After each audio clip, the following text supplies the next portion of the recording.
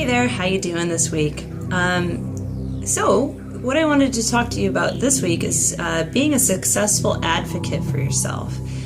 How often we find ourselves in a position where we don't know how to refuse something, say no, stand up for ourselves, or even push a little harder for something that we feel like we deserve, but then we choose not to.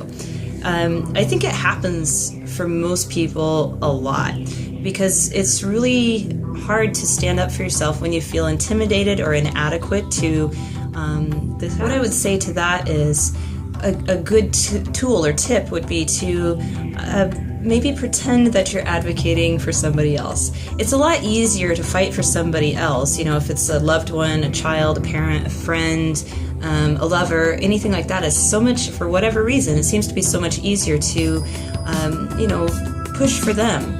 And then when we're in a situation where we should be pushing for ourselves, we don't. I often recommend in cases like that where maybe it's an opportunity to stand up for yourself. Perhaps someone has said something that's maybe untrue or hurtful or whatever the case may be. You have then an opportunity to advocate for yourself.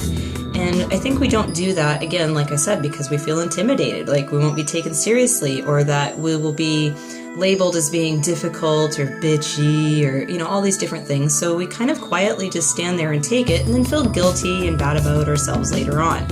And that's when you really need to step up your game and start advocating for yourself. So as I said, a good tip for doing that is pretending, perhaps, if that helps you, that you're doing that advocating for someone else that you love. Because maybe at that point, if you apply your imagination or whatever, then you will feel a little bit more bold. You'll feel a little bit like you have less to lose because you're not putting your neck out on the chopping block for somebody or for yourself. You're doing it for somebody else.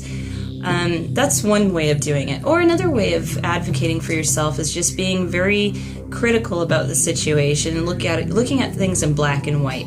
Is this fair? Is this equitable? And if the answer is no, then you have all the fuel you need to take the next step, and that is to look into the situation a little bit deeper and really examine and ask more questions about what is in the situation that is unfair or inequitable.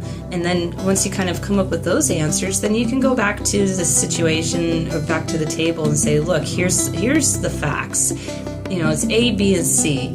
And if they're irrefutable facts, you may still run into some difficulty, but at least armed with knowledge, armed with, a little bit of empirical evidence, one might say, then it might then be easier for you to turn around and be able to advocate